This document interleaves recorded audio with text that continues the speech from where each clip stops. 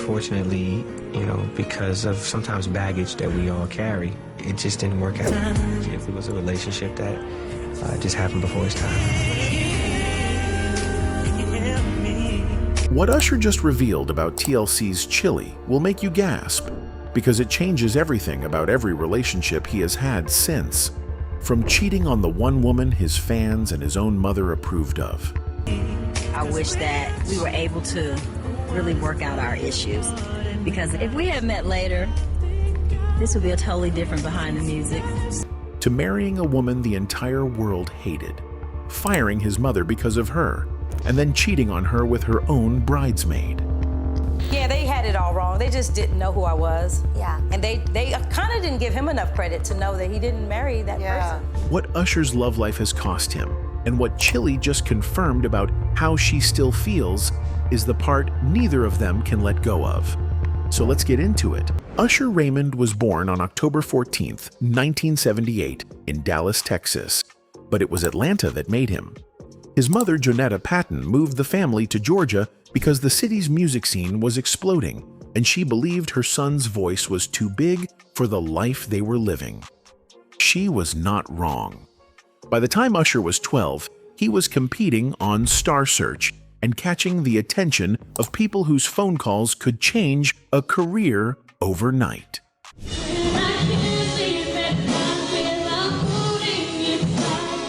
L.A. Reid signed him to LaFace Records as a teenager and sent him to New York for a year to learn the industry from the inside, an experience Usher later described as exposing him to things he was too young to fully understand. When he came back to Atlanta, he was different, harder, more aware of how the business worked and what it demanded from the people who wanted to survive inside it. His self-titled debut album dropped in 1994 when he was just 15 years old. It sold modestly, enough to keep the label interested, but not enough to justify the hype that Reid had been building around him. Then came My Way in 1997, and everything that Jonetta had believed about her son's voice turned out to be true. The album sold over 7 million copies worldwide. You Make Me Wanna hit number 2 on the Hot 100. Nice and Slow went to number 1.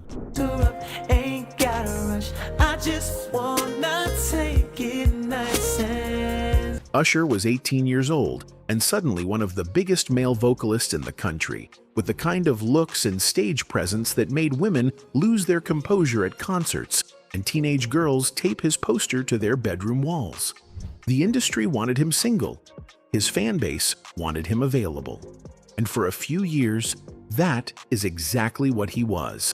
The most eligible man in R&B, untouchable and uncommitted. Then he met Chilli, and being single stopped being an option. In 2001, Usher started dating Rozonda Thomas, better known as Chilli from TLC, and the pairing made so much sense that it almost felt engineered. She was a member of the biggest girl group in the world. He was the hottest male singer in R&B. They were both famous. They were both beautiful. And when they showed up together in public, the energy between them was the kind of thing that made strangers stop and stare. Usher did not keep the relationship private. He put Chilli in his music videos for You Remind Me and You Got It Bad, letting the world see what he had and making sure his audience understood that the love songs he was singing were not hypothetical. They were about her in ways that should have been impossible. Male R&B artists are usually advised to stay single so their female fan base can project themselves into the fantasy. But Usher's fans did not resent Chilli. They loved her. She was TLC. She was Left Eye's group. She had credibility that no random girlfriend could have carried, and her presence in Usher's world made him more appealing rather than less. His album 8701 dropped in 2001 and sold over 8 million copies worldwide, propelled by You Remind Me, You Got It Bad, and You Don't Have to Call. The relationship with Chilli was not the only reason the album succeeded, but it was part of the ecosystem that made Usher feel larger than life during that period. His mother, Jonetta, approved of Chilli. The fans approved. The label approved. For a brief window, Usher had everything a man in his position could want: the career, the woman, the image, and the support of the people whose opinions mattered most. Chilli later said on her own show that Usher checked every box she had ever imagined for a partner. I know exactly what I want in a man, and I call it Chilli's checklist. He can't drink, smoke. He has to love God. He has to be super fine. Oh, he can't eat pork, just to name a few. She was not just his girlfriend. She was his cosign. The validation that the biggest male star in R&B could attract the biggest female star in R&B. And that mutual gravity made both of them more powerful than they had ever been separately. He threw it all away over something he could not keep in his pants. Usher cheated on Chilli, and instead of handling the fallout privately, Chilli went on radio and told the world exactly what happened. She said that when someone cheats one time, you do not wait around to see if they are going to do it again. There was no ambiguity in her voice. The relationship was over, and she wanted everyone to know why. The breakup became the most talked about story in R&B, and Usher's team saw an opportunity inside the wreckage. And unfortunately, because of sometimes baggage that we all carry, it just didn't work out. His next album, Confessions, was built around the narrative of a man dealing with infidelity, guilt, and the consequences of his choices. The concept was perfect. The timing was perfect. The only thing that was not entirely true was the assumption that the songs were autobiographical. Usher later revealed that the storylines on Confessions were actually based on Jermaine Dupri's personal life, not his own. But the public did not care about that distinction. They believed the album was about Usher and Chilli, and that belief turned Confessions into one of the biggest albums of the entire decade. Yeah, featuring Lil Jon and Ludacris, became one of the most played songs of 2004. Burn went to number 1. Confessions Part 2 went to number 1. Caught Up charted. My Boo with Alicia Keys charted. The album sold over 10 million copies in the United States alone, going diamond, and moved over 20 million copies worldwide. Usher's infidelity had become the best thing that ever happened to his career.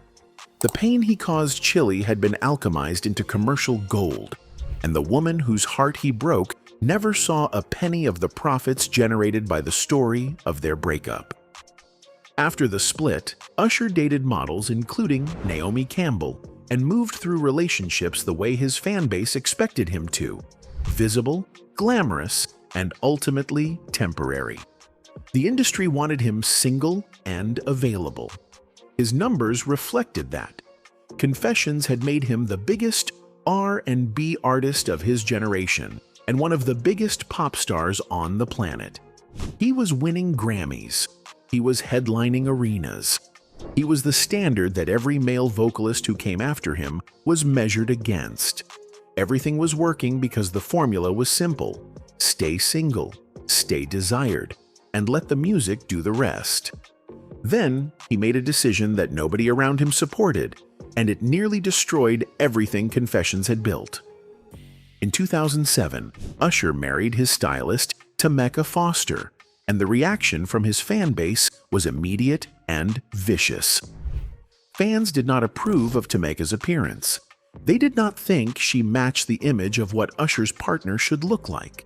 The comments were cruel in the specific way that the internet is cruel to black women who do not fit a narrow standard of beauty. She was called ugly. She was called a man. She was accused of being a welfare recipient and a fraud. Every rumor imaginable was attached to her name, and none of it had anything to do with who she actually was as a person. Yeah, they had it all wrong. They just didn't know who I was. Yeah. And they kind of didn't give him enough credit to know that he didn't marry that person. Usher's mother, Jonetta, made things worse by publicly refusing to attend the wedding. She went on national television and said she did not approve of the relationship, a move that validated the fans who had been attacking Tameka and made the marriage feel doomed before it had a chance to breathe. Tamika later said the fan harassment made her paranoid about everything, and that Jonetta's disapproval created a rift between Usher and his mother that damaged both relationships permanently. Then Usher fired Jonetta as his manager. He said publicly that he wanted his mother to be his mother, not his manager, but insiders believed Tamika had pushed for the separation. Whether that was true or not, the consequences were real. Jonetta had been instrumental in protecting Usher's image and guiding his career since childhood. Without her at the controls, the decisions started looking different. His album, Here I Stand, dropped in 2008, and the numbers told the story. Confessions had sold 20 million copies worldwide. Here I Stand sold 1.3 million. Love in This Club and Moving Mountains should have been bigger hits than they were, but the public had lost interest in a married Usher. The man who had built his empire on being desired by every woman in America had removed himself from the fantasy by committing to a woman his audience did not want him with. The marriage, the firing of his mother, and the decline in sales all happened within the same window, and none of it was a coincidence. The marriage to Tamika did not just fail because of outside pressure. It failed because Usher did the same thing to Tamika that he had done to Chilli. He cheated, and the person he cheated with made it even worse. In an interview, Usher was asked directly whether he had been faithful to Tamika. He said no. When asked if he had a relationship or sexual contact with her bridesmaid, he confirmed that he had. The woman who had stood beside Tamika on her wedding day, who had helped her get dressed, who had been trusted enough to be part of the most intimate circle a bride can build, had been sleeping with the groom. The betrayal was layered in a way that ordinary cheating is not, because it involved someone Tamika had chosen to stand beside her at the altar. Then the story got worse. Documents leaked alleging that Usher had been carrying herpes since somewhere between 2009 and 2010, and that he had paid $1.1 million to settle with a woman, reportedly a former employee, who claimed he had exposed her to the virus without disclosing his status. The settlement had been private until the paperwork surfaced publicly, and once it did, the floodgates opened. Attorney Lisa Bloom filed a lawsuit in California this morning against Usher Raymond for failing to tell people he had transmitted disease before being intimate with them. In 2017, a woman named Laura Helm filed a $20 million lawsuit claiming Usher had exposed her to herpes during unprotected sexual encounters. She said she had not known about his status until she read the coverage of the earlier settlement, and that she never would have been intimate with him if he had been honest. When she later tested positive, the lawsuit expanded. Another woman, Quantasia Sharpton, filed a separate suit alleging the same thing, though she had not tested positive herself. A man also came forward claiming Usher had exposed him at a spa in Los Angeles. The lawsuits dominated entertainment headlines for months. 3 different people in 3 different cities, all telling versions of the same story about a man who allegedly knew what he was carrying and chose not to tell anyone before putting them at risk. Usher denied all the claims. His legal team argued that the women had assumed the risk of contracting an STD by engaging in unprotected sex. Some cases were settled out of court, others were dismissed. But the clean-cut R and B heartthrob image that had been built over 2 decades was permanently cracked, and no amount of denial or legal maneuvering could put it back together the way it had been before the documents leaked. The divorce from Tamika was finalized, and Usher's career immediately started breathing again.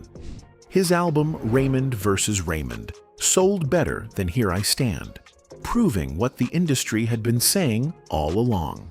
Usher's numbers lived and died with his relationship status. When he was single, the audience came back. When he was committed, they disappeared. He married Grace Miguel, his longtime manager, in 2015. The marriage lasted 3 years and ended in 2018 without the kind of public warfare that had defined his split from Tamika. Grace handled it with professionalism, and the divorce barely made headlines. Usher was learning slowly how to keep his personal life from consuming his professional one. The real comeback happened in Las Vegas. His residency at the Park MGM and later Dolby Live became one of the highest-grossing concert residencies in the city's history. Night after night, Usher performed with the kind of energy and precision that reminded people why he had been the biggest name in R&B in the first place. The residency rebuilt his brand from the ground up, replacing the herpes headlines and the Tamika drama with something the public actually wanted to talk about: the music and the performance. Then came February 11th, 2024, Super Bowl. Usher performed the halftime show in Las Vegas, and for 15 minutes, the entire country remembered what this man was capable of when the stage was big enough and the distractions were stripped away. He did choreography that artists half his age could not replicate. He brought out Alicia Keys, Lil Jon, Ludacris, and H.E.R., and performed Yeah and Love in this club, and Caught Up and You Got It Bad, with the kind of energy that made it clear he had been saving something for this moment his entire career. The reviews were overwhelmingly positive. The performance was watched by over 120 million viewers. And the following weekend, Usher married his girlfriend, Jen Goicoechea, in Las Vegas, closing the Super Bowl chapter with a new beginning that felt earned in a way his previous marriages had not. While Usher was rebuilding his career and starting a new marriage, Chilli was doing something that surprised the people who had watched her move on from him 2 decades earlier. She was still talking about him, not bitterly, not with anger, but with the kind of quiet longing that suggested the wound from 2003 had never fully closed. She posted on Instagram a quote that read, "Our souls are so in love, but our humans keep getting in the way," tagged Usher, and added the caption, "Dumb humans," with a hashtag that said, "Soulmates." She untagged him shortly after, but the internet had already captured the screenshot, and the conversation it started was impossible to contain. The woman Usher had cheated on, the woman who had gone on radio and ended the relationship publicly, the woman whose heartbreak had been turned into a diamond-selling album she never profited from, was calling him her soulmate 20 years later. In an interview, Chilli said she wished they had been able to work out their issues because if they had met later, it would be a totally different story. She said the relationship had wrong timing, but that the connection was real. She had a reality show where she searched for the perfect man, listing requirements that no one could meet: gorgeous, charming, sensitive, washboard stomach, no drinking, no smoking, no pork. She never found him. Fans who watched the show said the reason was obvious. She was not looking for a new man. She was looking for Usher in every man who walked through the door, and nobody measured up because the original was irreplaceable. Usher has never responded publicly to Chilli's soulmate post. He is married to Jen Goicoechea. He has children with multiple women. He has rebuilt his career to a place that seemed impossible after the herpes lawsuits and the Tamika era. But the woman whose heart he broke in 2003 is still out there, still single, still posting quotes about souls being in love while the humans get in the way. And the fact that the greatest album of his career was built on the story of losing her is something that neither of them will ever be able to untangle from the music that made it famous. Anyway, that's it for this video, folks. Bye.